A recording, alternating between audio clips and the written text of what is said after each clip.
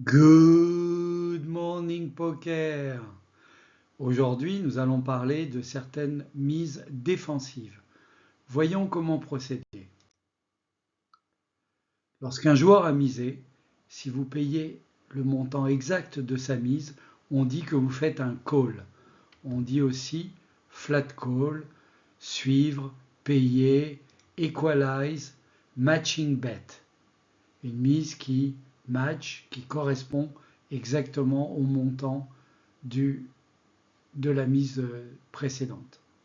Si vous êtes dans cette situation, c'est que quelqu'un a ouvert avant vous et pour faire un bon call pré-flop, vous devez vous poser deux questions.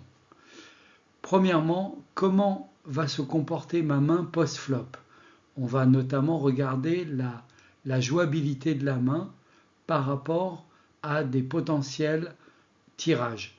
Set mine, tirage brelan, flush mine, tirage couleur, straight mine, tirage quinte. On va partir à la mine pour trouver l'un de ces types de bonnes mains. Dans le même style de question, comment va se comporter ma main post-flop? On aura le fait, est-ce que ma main va être dominée post-flop? Et si oui, par quel type de main?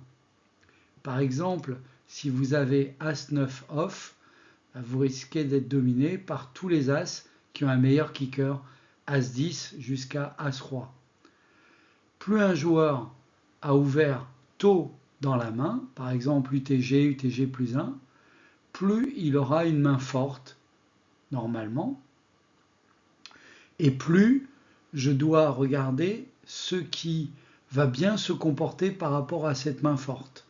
Donc en milieu de parole ou en fin de parole, et surtout en milieu de parole, je vais plutôt me concentrer sur des mains qui seront spéculatives, qui vont permettre d'attraper une bonne main comme un brelan, une flush ou une quinte, plutôt que par des mains avec des Broadway qui peuvent être dominées post-flop, des mains comme Roi 10, Dame 9, encore pire, Roi 4 par exemple, etc.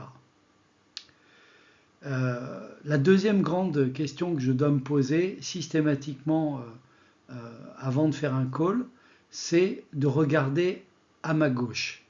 Est-ce qu'il y a des joueurs à ma gauche qui pourraient squeeze ou shove en relançant?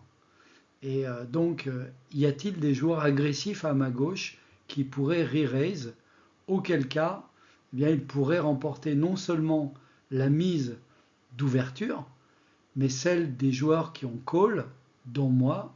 Il faut donc toujours regarder à sa gauche pour voir si un joueur est capable de 3 bêtes ou est en situation de short stack, c'est-à-dire de push or fold, et qui pourrait très bien nous faire un all-in sous forme de relance.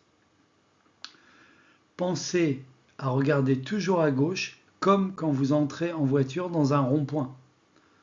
Si à l'inverse, votre main risque d'être dominée post-flop, on a vu des exemples, on pourrait citer Dame-Valet offsuit ou Roi 10 offsuit, il faut envisager soit de relancer, si vous pensez que l'ouvreur initial et tous les autres joueurs risquent de folder, ou bien vous allez rester juste en position avec l'ouvreur initial, ce qui est bien, soit de coucher sa main.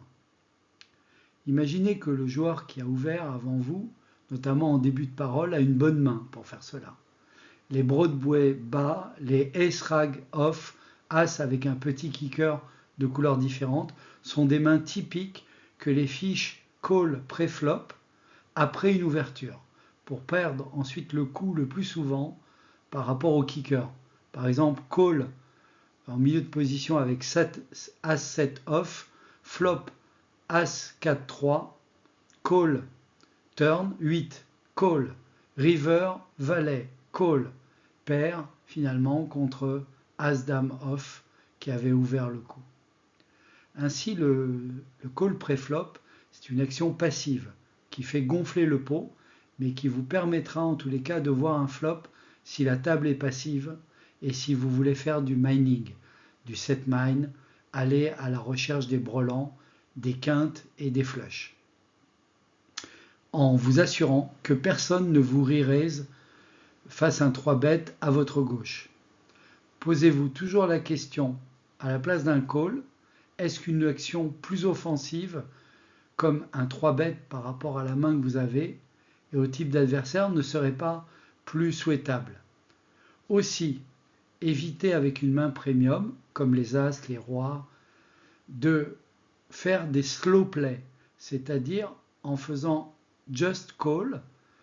Si personne ne relance, vous risquez de vous retrouver post-flop contre 4 ou 5 adversaires, comme nous avons vu dans l'épisode précédent avec les limpers. Et franchement, vous avez vu, pas la meilleure chance. Éliminez des joueurs avec un 3-bet, avec des cartes premium, qui va isoler le premier ouvreur. On appelle ça un isolation raise ou ISO raise. Tant pis si tout le monde fold, y compris celui qui a ouvert le coup. Au moins votre premium vous a rapporté. Et si l'ouvreur call votre 3-bet avec une paire inférieure et qu'il ne touche pas son brelan, ce qui sera le cas 4 fois sur 5, vous allez gagner un pot énorme. À bientôt!